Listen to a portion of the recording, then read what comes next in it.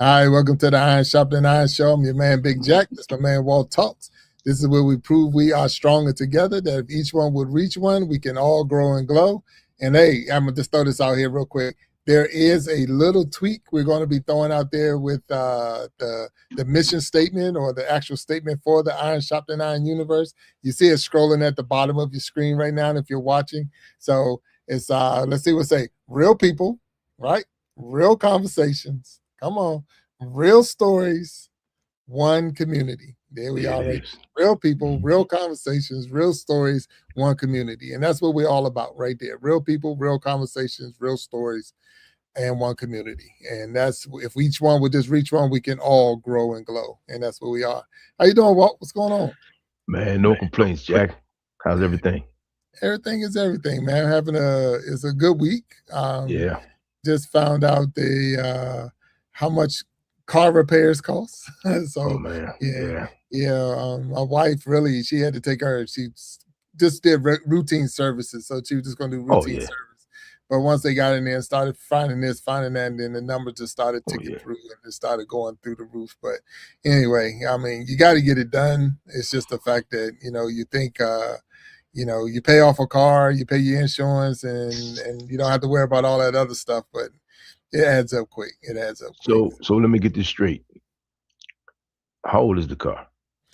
The car is now at least 12 years old. Get off my phone, man. Cut it out. Cut it out, man. Cut it out, man. Cut it out. Says the guy who has a 12-year-old truck and a 10-year-old. Yeah. But hey, man, I preventive maintenance, keep the service up. Yeah. I've never been a car guy, man.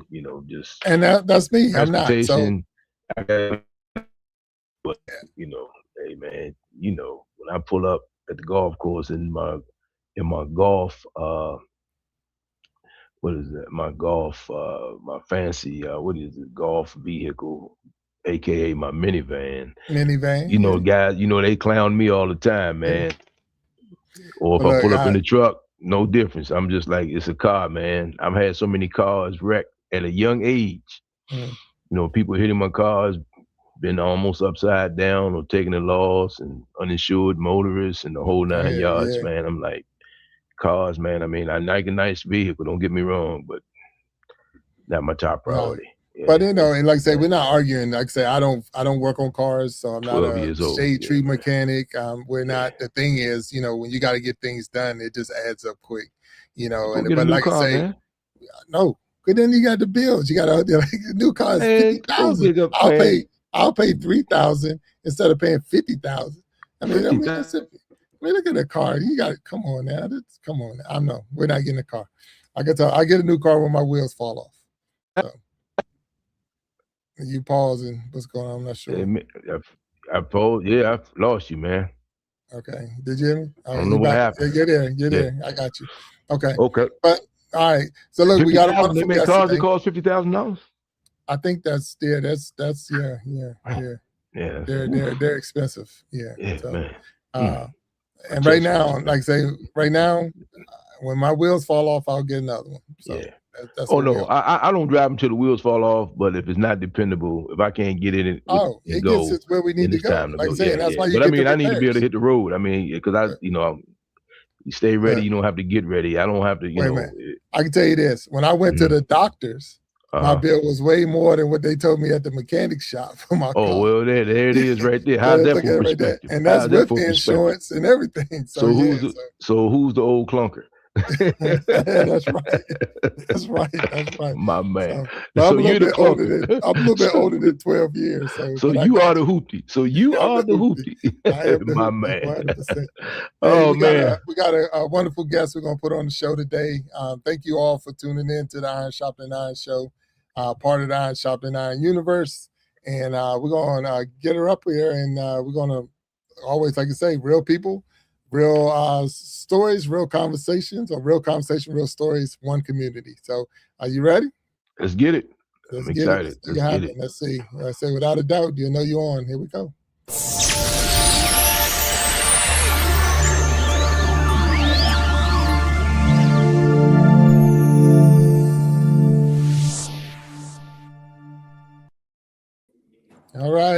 we have Michelle. How you doing? I am great. How are you? Doing great. Let me move everybody around. Sorry about that. Yeah. And I still only got the right screen I want. So give me 1 second. We'll get set. Nope, that's not what I want. That's not it. There we go. There we go. Just move people around. There we go. All right. First time. Hello, Michelle. Hi, how are you? Doing well. So welcome to the Iron Sharpening Iron Show. We are now live on YouTube. We're live on Facebook, live on Twitch. And once this is over, we'll make cuts and put it on TikTok and Instagram and all those other things. But this is the way, just like it says at the bottom, we're real people with real conversation, real stories, one community. And we welcome you to the show. So for us, Michelle, if you don't mind, just tell us a little bit about yourself. Sure, I'd be happy to. Well, my name is Michelle Steiner. I live in Pennsylvania with my husband, Ron, and our 2 cats, Jack and Sparrow. Yeah. I am a writer, speaker, photographer, and parent educator. I work in a school with students who have disabilities and some who don't. And I also have a blog called Michelle's Mission, where I write about my life with a learning disability. And I feature my photography as well. Okay, all right. All right, so he said Pennsylvania with a husband and 2 cats, Jack and Sparrow. So I'm sure that's from Pirates of the Caribbean. Maybe is that what we got that? Okay, Michelle missed that one. All right, and you say you work in school, so you are a school teacher? I am a teacher's aide. A teacher's aide, okay. All right, and you say you're a photographer as well, correct? Yes. Okay. Yep. All right. So what part, if you don't mind, what part of Pennsylvania? So I know if we're in the top north or the bottom south, or what part of Pennsylvania? I live in Western Pennsylvania. We're about an hour from Pittsburgh. Pittsburgh, okay. So now I got a picture now. I mean, because people say Pennsylvania, you think of Philly, you think of York, right. So many different parts. So yeah. So I just want to make sure we're in the outside of the Washington D.C. area, so we're right there. So we're not that far away. I'm in D.C. The East Coast. Definitely know the East Coast and the East Coast weather and all that other stuff we're going through. So right now, for those who don't know, we're going through our rainy season. We're definitely in the flood season this week. Unfortunate. So, but we want to definitely welcome you again to the show and to the show.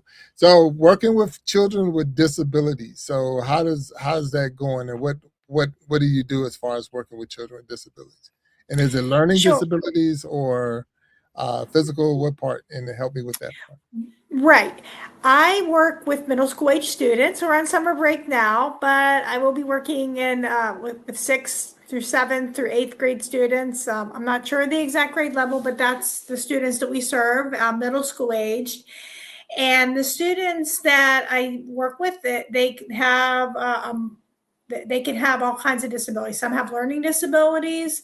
Other ones might have autism. We have students that we serve that have physical disabilities. We have students that have intellectual disabilities. Some students might have other health impairments, blind, visual issues, deaf, and sometimes some students have what is called an individualized education plan with goals and what to do, a paper that tells all that, and other ones might not have quite a plan with that, but we still need to know what to do if they have another health impairment and they get a Section 504. So that can be like, maybe they're diabetic, maybe they have seizures, maybe they have migraines. And we know what to do in those situations too. So we have a wide variety of students that we work with. The students that I have worked with in the past couple of years have been mainly students that have had either a 504 or they've also had something like a learning disability, autism, and they've been accessing the general ed curriculum. And I will go into the classroom and I get to help out students that are struggling with reinforcing lessons and encouraging them. I do a lot of advocating for my students, or I show them how to advocate for themselves. I think that's so important.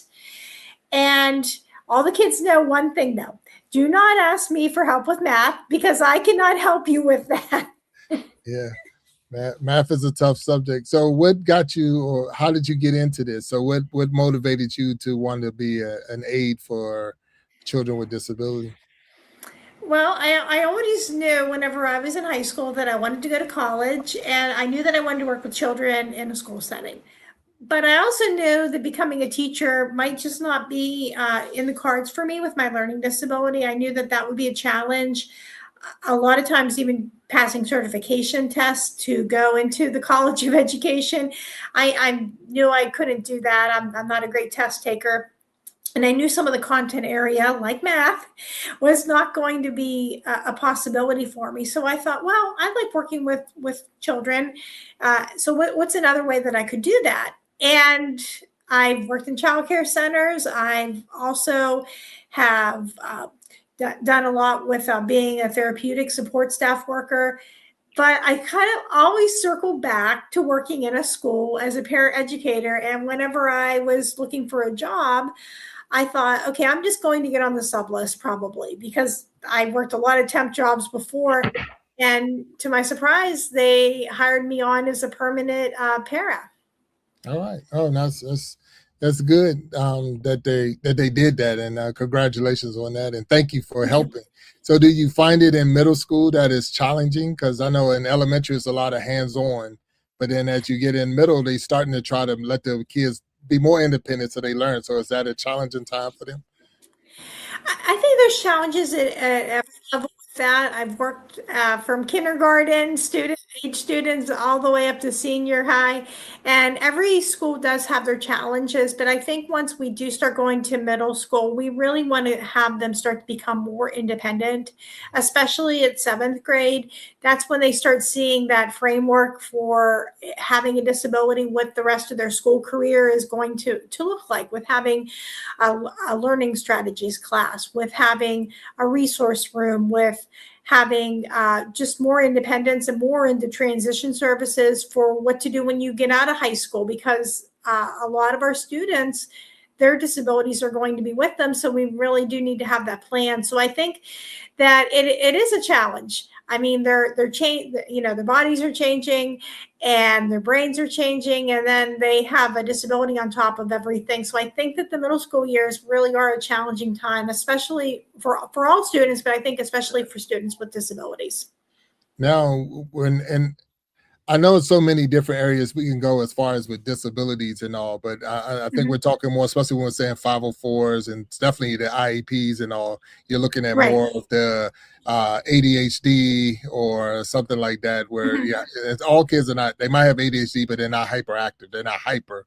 They just they just need extra time, or they need things. And this is that hidden disability. A lot of people just don't know that it's there, but they do have some form of protection in a sense, or help that the school say, okay, I'll give you more test time. I'll give you more time to do this assignment. I'll give you an extra person to work with you. But now, I guess the other part, are you an advocate for medication? Meaning, I know a lot of what I've heard where people say, we'll just medicate them. We'll put them on a lot of different medicines to help them with this and that. So what do you think about that? I think that's really between a parent and the child's pediatrician to make that the best determination with that.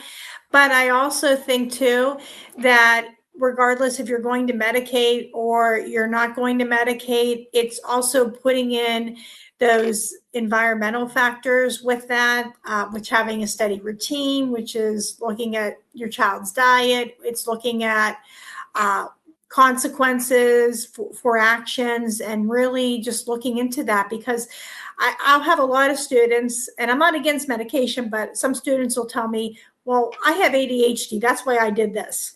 And I'll say, yes, you have ADHD. Yes, that makes it more difficult, but the meds only take you to a certain point. You still have to put a lot of that work into that as well. No, good points. Good points. Good points. I mean, I've talked to kids that and I've been told for years I should have been diagnosed. I just didn't go through the process. So I don't know. Right. But at the same time, you don't want to laugh and joke about it but it is real. And I think a lot of people don't realize that it's real. For years, it's just like you didn't have discipline, or your parents didn't. It's not all about that. It is a mental, especially when we're talking about the learning disabilities, and that it's a mental illness that needs to be identified and taken care of. So I appreciate, again, you doing this. How long have you been doing it? How many years have you been in the school system doing this? I have been doing in my current position for about 15 years now. Okay, so that's why I wanted to ask that first, because I was going to ask you, how difficult was it when COVID hit? Because that's when a lot of people saw, especially I got a young school age kid, so COVID was a time where it was like there, you even though you still had programs, now you're all at home. You're online, you're watching, you're looking at a computer, you're not sitting in a classroom. There's teachers not coming in, or they are, but they're coming in virtually. So did you find it difficult for that time? That was a difficult time, challenging for all of us as a school.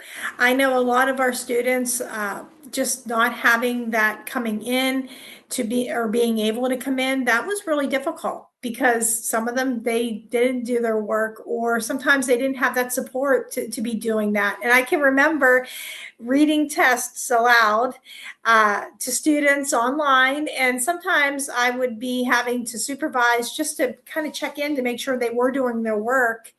And it really had an impact and on a lot of our students too, with learning and trying to fill in gaps with that as well. So I mean, it was a challenge, I think, for everyone. Okay. No, I mean, you'll be the first, I would say, person who even as a school teacher or even an assistant that I could talk to say, hey, during that time, how was it for you? Because I know when you can be with a person and sit next to them and talk to them and see them, it's totally different than you're virtually talking to them and you're trying to, right. Like you say, that support. I mean, it changed the world 100% when it went through. We all had to adjust to it. But when you have a fight and you're already fighting one thing, as far as your disabilities and things like that, and then have this big change come, that was a major, to the point. I want to throw this out there, that in the county that I live in the state of Maryland, when it was time for everybody to go back and they started shutting down those programs, a lot of kids was really, I mean, I've never seen school board meetings that active as a kid saying how much they needed the virtual time over the in-person time. And I don't know if did you see that same thing in your school districts? I know with our school, we definitely wanted to definitely have people back in. We knew that we wanted to do that. It just was that matter of making sure that was safe, working with a lot of the health officials to make sure that was what they should be doing. So I think that, and everybody definitely came in, and everyone had a different experience. I mean, we all had and different views on that. I mean, everybody had, I mean, we were all in the same storm, but everyone was in a different boat. I mean, for some families, they wanted to have school back in, and some students, they were back in. A lot of our students that did have higher support needs and were in self-contained rooms, they came back in first, because some of the instruction you couldn't do online. But some of our students too that maybe had lower support needs but still needed that, they could be temporarily, while it wasn't ideal, we could still provide service for them with doing it virtual. But I think that coming back together was something that our staff really did like. And we were able to come back in and have that interaction, because I think a lot of times our students need that as well. But yeah, everyone had their opinions on that too. And Now, the thing that I heard, and Walt, I know I'm taking notes. I'm but listening. The thing that I heard was from the kids, and that's why I say it was so amazed, because they say for the first time in their school life, they felt safe. Because they had disabilities, and then they was being bullied or being set apart because of the disabilities. And when they was in virtual, they didn't have that. They wasn't being cyber bullied in that way. So now to take them and put them back in is like, oh, here we go again. And they didn't want to go. So I was tossed, because you need that. You need to be interactive. You need to be around kids, around your peers. You need to be in a school setting. But then at the same time, you need to be safe. And it was wow. And so that's why I was more, I remember that. And I remember like, okay, we're going to shut down this program. And to hear those kids actually shout out how, if you do this, I don't know what I'm going to do because, right. and that was scary. It was real scary hearing the kids saying, I don't know what I'm going to do to myself if you make me go back to school. And it wasn't because they didn't like school. They just didn't like the atmosphere of being set apart, set out, set aside. Because I remember when I was even in school, if you had a disability, you went to a special wing of the school. You was pushed all the way through. I mean, it's like everybody knew you was on a shorter bus. It was just, all of it was wrong as far as trying to say, let's make everybody feel like they all part, but we're going to treat you totally different than everybody else. And it just, so, help me understand. So, Exactly. And I can remember even with going to school too, I went to a very small school district where everybody knew each other and they were close knit if you were one of them. And from the time I was really small, I wasn't one of them. So everybody could see, because it was so small, that I went to learning support for classes. And then when I was in the regular ed classes, everybody could also know that I struggled. And that bullying I could really relate to, because that was hard ever since I had that, since I was in kindergarten, a very young child, up until I graduated. And school got easier for me academically as I went through the grades, but socially that got a lot harder. I can remember a lot of our peer groups were really defined, and I didn't fit into with any of them, and a lot of the bullying really intensified. But what really helped me was that I found a group right outside of our school district that was an arts group. And it was during this time that I found other peers that I didn't go to school with that had the same interests. So I had a lot of acceptance. And after I was done with that group, I found a writing group for adults.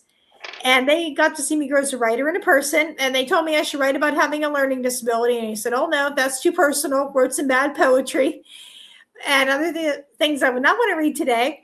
But what's so amazing about that group is 30 some years later, we still meet once a month to talk about our writing. We're in each other's lives. And that friendship has just lasted for all those years. And that just really was, as a teenager, I had that wisdom to know that this just wasn't the right fit for me with the people I went to school with. Couldn't do anything about that. But after school is when I found people in my life. All right. Wow. Okay. Now that's awesome. So definitely awesome. So tell me about your mission. I see the founder of Michelle's Mission. So what's going on with Michelle's Mission? Help me understand this. The mission of Michelle's Mission, my mission statement is to encourage, empower, and educate people with and without disabilities. There's a lot of myths out there about learning disabilities and especially hidden disabilities. So I like to educate people on my experience. I can't speak on everybody's experience, but I talk a lot about mine. And I also want to be able to encourage other people that have disabilities to be able to go out and chase their dreams, or others that don't have disabilities to do that and to be able to find a way. And I want people to feel empowered. I want people to feel in their lives that they are empowered and they can do things, and to find those dreams that they love as well. And I also feature my writing, where I do talk about my life with a learning disability. I also have a children's book that just got published. So I'm excited about that. And I also feature my photography. I'm not able to drive. So when I go on my walks, I notice details other people miss. So I take a lot of pictures of flowers and other things I see in nature. Okay. All right, so I'm not gonna put you on the spot, so I can't say, "Hey, what's your disability?" I won't put you there. HIPAA is definitely real. I was about to say HIPAA, and that's not. HIPAA I don't want to go to HR this evening, man. I don't feel like going to HR. If you want to share, please share with us. Yes. Yeah. No problem. I am fine with that. I have dyscalculia, which is a math learning disability. I have limited hand dexterity in both of my hands, and I have visual perception issues that affect my brain, but not my eyes. Wow. Okay. All right. So now that's when you're saying you couldn't drive. So that would stop you from being able to legally drive. I'm sure if you wanted to get behind the wheel, if you wanted to get behind the wheel, you could do what you want. But legally, they say you can't have a license. Okay. And that's why you say don't come to you for math tutoring and all like that. So, and she said math at least 3 times. She referred to math at least 3 times. Absolutely. Don't come to me for that. So here's the thing, though. So when you're talking to students in the class, do you let them know that you have a disability? Do you share with them to open up and let them know that they can make it? Because it depends on the situation. There's some students I might share that with, and there's some students I might just say I'm bad at math. And I just kind of gauge the student whether that this is going to be something that can be beneficial for them, or is it somebody that's just going to be like, what, you have a math or take that on. So I just kind of gauge that. And sometimes that can be a really powerful thing for a student that really is struggling, like in math or just in another area of learning, to know that they're not alone. I can remember I had a student that was really struggling in the classroom with reading and comprehending things. And he really had a difficult time, and I was helping him with something, and it was really neat because the student asked me, hey, I use this voice activated software. Do you use that? And it just, that was one of those really nice conversations and that we were able to have. Other times I might just say, oh yeah, I'm not good at math. And we just leave it at that. And it's just really just seeing what the situation is too. I also know that I've had students that I can go to them and I do tell them, your learning disability doesn't make you dumb and you can do it. And sometimes we do talk about that in class, and we talk about just getting the supports and not letting it stop them from their dreams. And I just think that with having my disability, I used to always wonder, especially with the math, what am I going to do in the classroom? And I found, though, that being honest and open in those situations can really be helpful, because I think it's made me a better paraeducator that knows what a lot of my students are feeling and are facing. Sometimes it's like hearing that recording of myself at that younger age, and being that open and honest, it helps me to be empathetic. And it also helps me to really show my students that they're not alone in all of this. Sometimes when you have a learning disability, you think you're the only person that struggles, and that couldn't be further from the truth. Well, yeah, and that not so much that you're the only one that struggle, but some people don't believe that you're real. It's not real. So I was going to ask you, how long were you in school before they actually diagnosed you and said, okay, you have this disability or whatever? Because a lot of kids get misdiagnosed, or they get that, you're just being lazy, you're not doing your work, and how you having such a hard time with this and that, and not realizing that there's a possibility that there's a disability going on. So what grade level were you when they finally said, this is what you have? By the end of kindergarten, I was diagnosed with a learning disability, and I had to repeat the grade. I struggled in preschool, but I was my parents' first child, so they really didn't know what typical development was. But I was so fortunate that I had a teacher that could just see that I was having difficulty counting. I was having trouble writing my name. I was having trouble tying my shoes. And she recommended that I get tested. And typically what they do in a school setting is it's a 3-tiered approach. First thing usually happens is the teacher notices they have a child struggling in the classroom. So the teacher will try doing some different strategies. Maybe it's going up and having with the child's doing some work, or putting the child by the desk so they can go and they can see, okay, can I be of help? Providing those extra supports. Maybe if there's another para in the room, if they're fortunate to have one, then maybe it's that para goes and takes the child aside and maybe reads a test aloud, or goes over some information with them that the teacher has already done. After that happens, usually the second step, if that doesn't work, none of those strategies are helping, then we'll get somebody that'll come in from one of the admin, or from the a psychologist, or somebody that might be working that knows about disabilities, and they'll start to just maybe observe, or it can sometimes even be another teacher. Somebody will come in and they'll do an observation, and just to see what's going on in the classroom with the child. And then they'll come together and with the teacher and the team, and they'll think, okay, there could be something going on here. Let's try to get them in to get diagnosed, and the school psychologist can come in if it's a learning disability, do some testing if the parents permit, and we can start giving them an IEP if they need it. Now, some things that somebody might be diagnosed with, such as autism or ADHD, that has to be, the teacher can definitely do services like in the classroom, can recommend it, but an official diagnosis has to come from a doctor. So it can come from the child's pediatrician. It can come from, if a parent does, a psychiatrist or outside of the school district. They have to be diagnosed by a physician. Right. Yeah. So yeah, one yes. Mm-hmm. So kindergarten, I guess that would be a good time. So I know a lot of times and I don't say you had a good teacher, like I say, a teacher who said, "Hey, this person needs to be tested." It's been too many kids get passed over where the teacher doesn't. They don't make that. They just pass them on, and it's not my problem. It's your problem. And then 6 years, 8 years, 10 years in. Then somebody say, "Oh, they got a problem," but it's like, how many years have we skipped this person, or misdiagnosed, or didn't diagnose? So that's the sad part about the whole program, because a lot of kids, I mean, and it don't have to be something so like severe, but it's just like, say, certain things, dyslexia and a lot of other things, where I'm just seeing it different. I'm not seeing what you're seeing.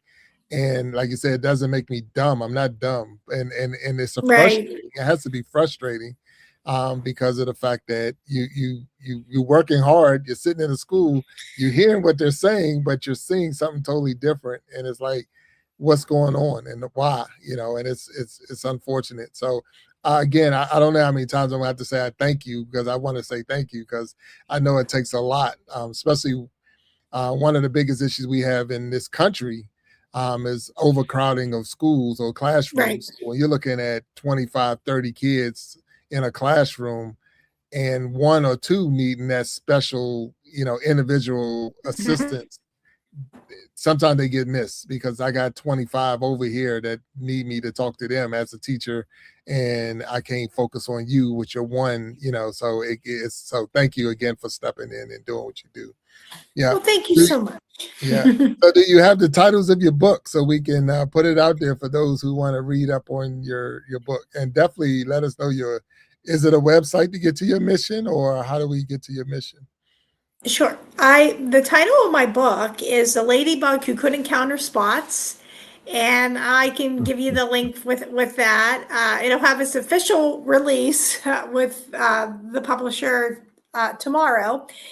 But I do have it, but it is up online as well, and it's on my website. And you can also find me at my blog, www.michellesmission.com. Okay, all right. Now, what's the title of the book again? I want to make sure. The Ladybug Who Couldn't Count Her Spots. Okay, the Ladybug Who Couldn't Count Her Spots. Okay, all right. All right, so I'm gonna definitely try to make sure we look it up and put it in the if we put it in the chat, and we'll definitely make sure we put it in the description of this show, so anyone who wants to. And you said it should be released tomorrow? Yes. Okay, all right. And you said it's www.michellesmission.com is your blog? That's correct. Okay, all right. So we'll get that out there and make sure everybody knows how to reach you. Now, with the mission, so say I'm what's the age limits, I guess, to be part of the community, Michelle's Mission? Is there an age limit for anyone, or how does that work? No, that my blog and Michelle's Mission is for everyone. It's for people that adults. It's also for kids, for teenagers. I mean, most of it is written maybe for an older teenager to be able to understand. But I do not post anything that is controversial on there. So I mean, if a child would want to find that, that's fine. And my children's book is definitely for young children as well. So I like to think that there's definitely something that everybody can be able to gain from that. Okay, now the children's book, is that same name, or how's that? What's the children's book? The children's book is The Ladybug Who Couldn't Count Her Spots. So yep, that's the children's book. Okay. Yeah. So now is there a older person book, not the children's book? What's that one? I have stories that are published in anthologies, but I do not have my own book yet. That is something that I would like to eventually be able to get and to do. And yep, definitely work on that with some of my photography and just talking about my life with having a disability. Okay. All right. Now that's really cool. So now you go out, you say you walk in the trails and all, you're taking pictures and you're catching certain things. How did that come about? What made you want to get into photography? I can remember when I was really young, I got into this accidentally. I can remember I was at prom and I took a picture of a tree at our venue, and everyone asked me, all my peers asked me, why'd you take a picture of a tree? And I took this to my writing group, and an older woman looked at my picture of that tree and said, ah, that shows perspective. And I put that on the shelf because I thought, I'm not an artist. I can't draw a straight line. And then my family, my husband and I were at a family wedding, and there was these angel statues because we went to a graveyard on the way home. And I took a picture of one, and my friend, who was very particular and did not believe in flattery, decided that she was she said, wow, these are really good. Where did you take them at? And I told her, and I thought, oh my goodness, she says they're good. They must be really good. So I entered them into a show and I got an honorable mention. And that just encouraged me to put more things into shows. And I started to take pictures. When I noticed when I was on my walks that I can notice details other people miss. I'll notice that flower. I'll notice a butterfly. And if I was driving a car, those are so many things that I would miss and I get that chance to take that picture. So I started putting them in magazines, and I started a blog with that where I get to feature a lot of my photography too. Okay. All right.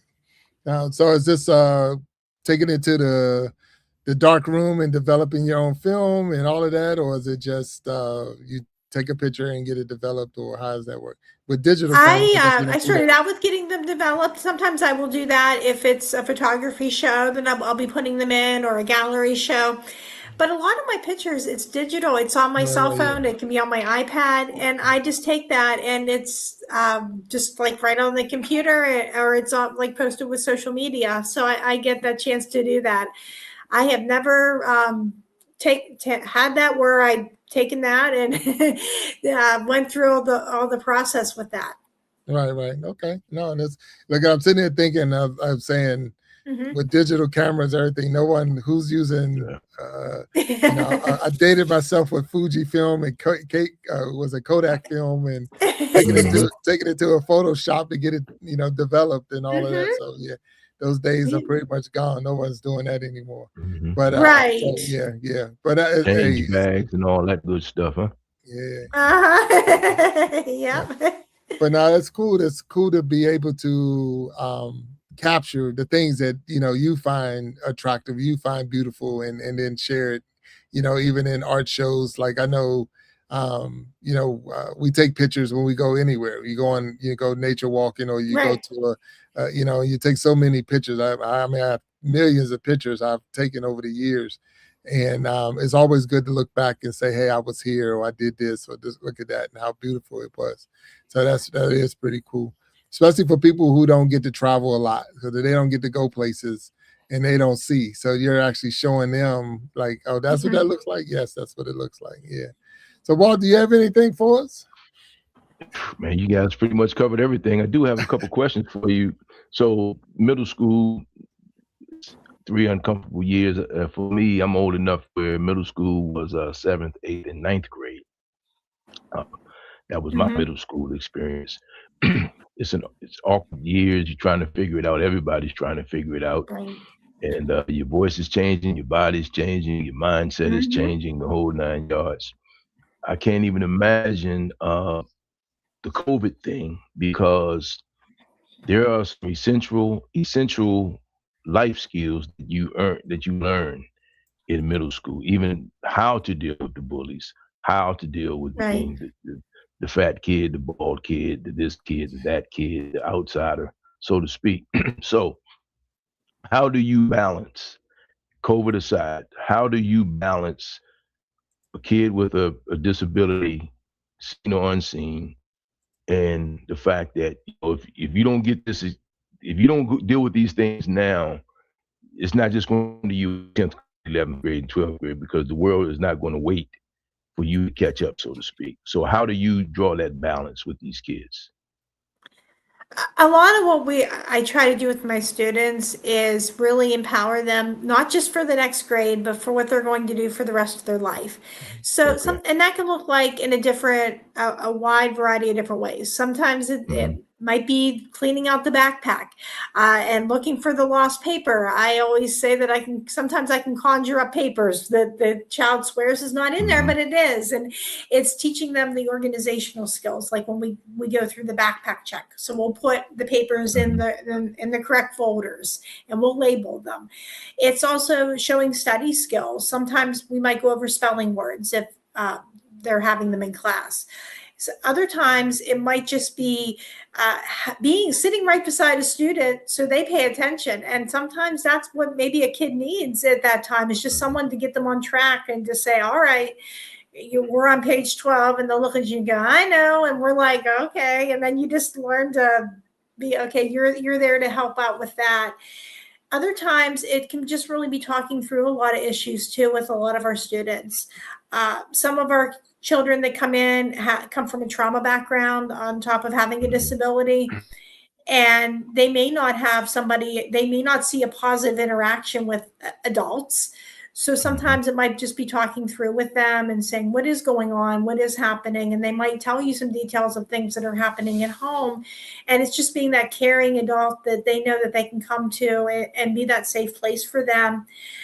I also really show my students how to advocate, because for so many of them, I think that's a skill they're going to have to take with them in their lives, especially if they have a disability that's not it's not temporary. It's going to be there for forever.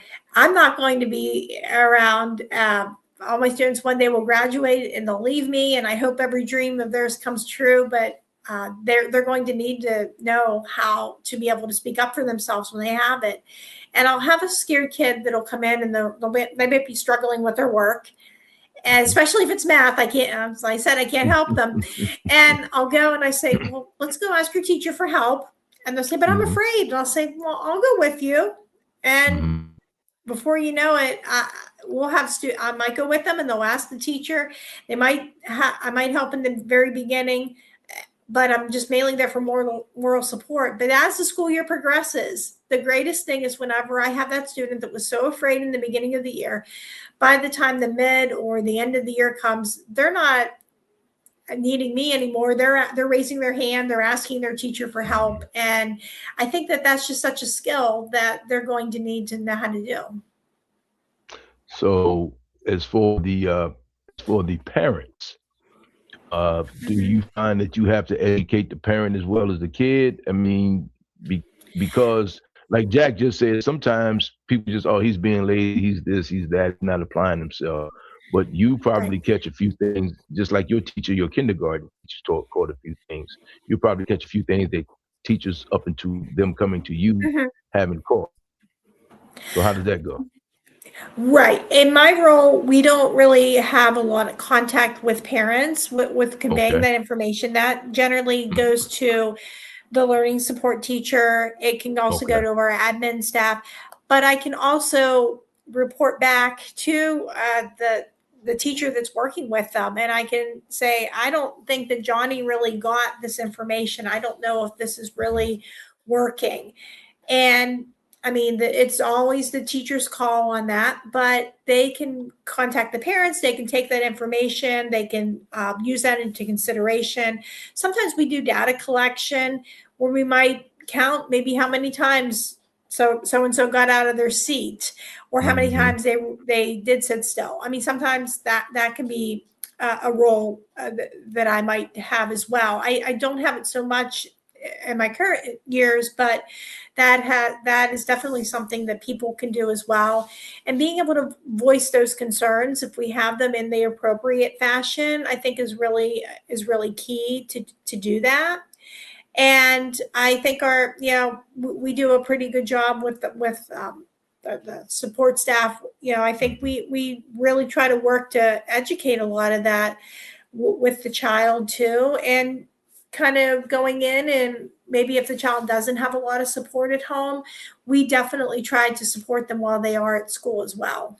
Because as I look back over my life, and Jack, Mm-hmm. you probably go through this too, a lot of friends that I've had like from childhood, as we got older and started experiencing life more, and you get to a point where, well, one, a lot of times people cover up their disability or the fact that they don't know something with their attitude, with their behavior, as a distraction. That's the first thing. Secondly, I've seen like some guys who I've grown up with that it didn't really make sense to me until like, all this time I just thought he was a mama's boy, or I thought his mother was just overprotective, or his father was overprotective. I had no idea that he had this going on. And then sometimes they'll talk to you about it, and it's like, for me, it feels good because it's like, yeah, man, you always looked out for me. You always did that, which is a good thing, because I'd hate to be like, yeah, man, you used to bully me. You used to, I would hate to have to have experienced that. But it's you just don't know what people are, like you say, you just don't know what people are going through. So Right. we have to be more aware of that, for sure. Right. A lot of times we don't know what someone's truly going through. And I can remember somebody mentioning an invisible backpack that everybody carries. And that's something definitely with our kids. Sometimes we don't know what they're carrying from home. We don't know what they might be carrying, especially with adults. If you can't see a disability, you might have a coworker who you may not understand why they might struggle with certain things, or just maybe some of those challenges that we can't see. I know a lot of people look at me and think, well, why can't you do math? Why can't you learn how to do this? And I have to really speak up for myself, but that's invisible. So everybody has like this invisible backpack. We have no idea maybe what somebody else is going through. That's definitely a good way to put it, a good point, because we say a lot of times you hear people say baggage. You got all that baggage you're carrying around, and it's the older you get, and especially if you were able to get through school and things like that, but it was a struggle. A lot of people just didn't know you had that struggle. They didn't know how hard you had to go. They think you had it easy. Like, none of this has been easy. You just don't know the battle I go through on a day in and day out basis, because I'm carrying around this invisible backpack, as you said. You just don't understand the struggle that I'm going through. And it's great if you have support. So I'm going to ask you that, because you said you was diagnosed early. So I'm going to take it that your parents supported you through all the stuff that you needed to get through. Yep. But when you're that kid that don't have that support, where now the parents are not as accepting that their child is flawed in one way or another, and don't give them those extras that they need, or can't afford the extras that they need, that has to be difficult as well. So So is that what your mission is all about? I'm asking, is that something I can get if I was to come to Michelle's Mission and www.michellesmission.com? If I come there and I'm in that hole as a parent, would you help me, find a way out so I can help my kid? Is that something you definitely, because I speak a lot about my parents who were supportive and never gave up on me. And yes, I can offer that perspective with that too. Right. So all of you that's out there watching, and those who are going to watch this show later, and if you have a child, or if you are yourself dealing with a hidden disability, or even a disability that's out, you're not alone. You're not the only one. So definitely seek those people who can help you. Like I say, Michelle's Mission will be one. There's teachers, there's counselors, there's doctors, parents, grandparents, siblings, all of those. Once they understand, I truly believe everybody's willing to help another person out and get through like even Walt made a comment, that person, I could come to you because you wasn't that bully. You didn't judge me because of the things that I'm going through, because you can live a normal life. You can have all of the pluses and minuses. Like you say, Michelle said, you can't drive, But that's just one minor, which is not really a bad thing all the time, because I wish there's times I didn't have to drive. So that's not really that bad. I know sometimes you look at it, but, oh, woe is me, this is what I can't do. But then you start looking at all the things you can do, and that's huge. Prime example, the things that she sees that inspired her photography, you know, because she doesn't drive. Right. Yeah. So so it's always it's a plus. So now help me understand. You got two cats. You got Jack and Sparrow. So and I think I got the movie right. So is that what triggered the movie, or did the movie trigger the news, or how did that go? Yes, when we adopted them, the family was huge Disney fans. And they named the show that was accepting children's books. I already published with them another story a few weeks ago, and it just got published, and I knew that was definitely amazing. And I thought, well, I would like, they said they were publishing books, so I thought, well, I'll give that a try, and that is one of the ways that they did that. So I was really happy with that. So I really didn't have too much. It's never been like that. He's very supportive of that. And we work through a lot of the issues together. It's not to say that there's not a learning curve with certain things, but we've been married for about 11 years. Okay. Well, congratulations on that. And salute to him. And yes, that was the right question to ask, I guess. How does that it's a wrap at that point. How does that make you feel? Ding, ding, ding, ding, winner. Because we do. We deal with things that, like I say, sometimes you just don't know. I mean, people don't know, and if they don't know, they just don't know. And if you're not one of those who wear a T-shirt saying I got a disability, they would never know. Some things we call disabilities, and some things I can deal with it. Like I shared a lot even on this show and even outside of this show that I'm colorblind. So you can say that's not a disability. It is when you ask me what color that is, and I can't tell you.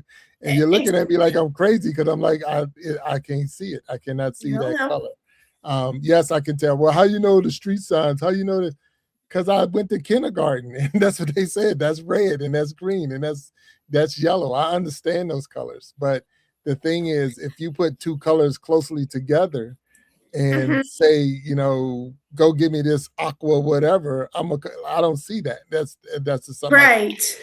So it's not that it's not there. It's the fact that you wouldn't know that was red or blue if no one told you. That's how we all learned what the colors were. It's just when I look at it and see it, I cannot see it like you see it. But I've learned to deal with it. Go ahead. Right. And when you say that too, I notice a lot of the street signs, they will have, if you press the button, they'll say the walk sign is off, or they'll tell you to wait. So that is also one of the ways that the Americans with Disabilities Act, you have that universal design that everybody can use it, including the people that can tell it's a red light, green light, or yellow light, or somebody that maybe can't see that. And that's one of those ways that they're able to know, they can hear when to cross the street. Right. No, 100%. And you're right. So we have to make way for people who have, and like I say, you shouldn't have to wear a shirt or sign or something saying I have a disability. We had another guest on, a couple of months ago, and their big fight was like at the airport, the people that they didn't recognize the disabilities because they couldn't see it. So they was, treating them different at airports and traveling and things like that. It's like I have and that was their mission, was to help, people with disabilities travel and be able to get from point A to point B without being, isolated and moved to the side and things. And again, your mission is just as important. And we appreciate, again, all the stuff that you're doing. So I'm going to say this because we're running out of time. Thank you for being here. But I want to say, if you was to speak out right now to someone that maybe walked your path, or it might be close to your path or whatever, what would you tell them? I'm going to let you close us out. Tell us, what would you tell them, someone that was a younger version of you that was coming up, that was maybe didn't have the support that you had and all of that? What would you tell them?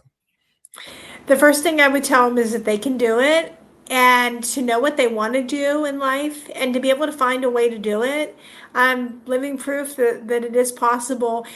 And success doesn't always come in the package that we expect. Sometimes it comes in something even better. Okay. All right. Hey, I like that. I like that. 100%. Absolutely. So we thank everybody who tuned in today, and Michelle, we thank you for coming in and hanging out with us. I've had certain people put things in the comment, all kinds of some are goofy, some are not, but some say they had learning disabilities, and I know that's true because it was for years. It was like taboo. No one would speak about it. You didn't want to let no one know. And like I say, you was treated so different. You definitely, if there was a way not to let anybody know, you just wouldn't, because I didn't want to go to the special wing of the school. I didn't want to catch the special bus. I didn't want to have the extra teacher. I didn't want you to put a sign on the board with my stars and my strikes if I had a good day, bad day, because not every student. It's so many things that, even as teachers, we were doing to what teachers were doing to the student. That's like, why are you holding me or isolating me, or why are you putting me out on Front Street like this? And so that just made it harder. It really did make it harder. So, yeah. So again, I say thank you, because I know the challenge is real, and then now that we're diagnosing it more and more, and coming up with better ways of helping, like I say, even yourself, 15 years of doing this, being in a classroom as an assistant to the teacher, I'm sure any teacher that you're working with is super excited to have you come into class, because that takes a lot of weight off of them when they got 20, 25, 30 kids in the class, and at least I got some help. That helps a lot. So like I say, as long as they say don't help me in math, you're good to go. I'm good to go. Don't ask me to help you in math. I got you. But I want to thank you again for being a guest on the Iron Sharpening Iron Show. We thank everybody who came out to watch today. We'll definitely make sure we put the matter of fact, wait a minute. Let me see if I can get it up there. We got time. Let me see, because I know I found it because you sent it to me. And let's see, make sure I got the right one. There it is. Is that it? Yeah. Yep, that is it. The ladybug who couldn't count her spots by Michelle Steiner, right there. So if you're looking on, where are we going to find this book at, Michelle? On Amazon or? I am looking into putting it on Amazon now. Yes, you can find it there, and you can also find it on Start to Write as well. That they'll have their official release. All right. So Start to Write is the place we're going to find it, and hopefully we'll get it on Amazon and also. Yes. But the ladybug who couldn't count her spots by Michelle Steiner, and we thank you. We thank you for sharing that, and looking forward to. And this is the children's book, correct?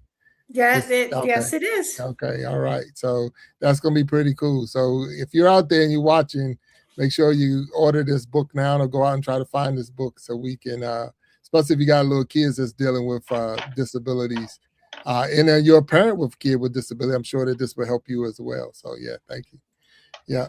All right, Michelle, we thank you. I'm gonna ask you to hang over, if you don't mind. Hang over once we close this show out, so we can talk to you backstage. For everybody else that's out there, remember, we're real people with real conversations, real stories, one community. And if each one would reach one, we can all grow and glow. Until next time, talk to you later. Have a good night. Peace.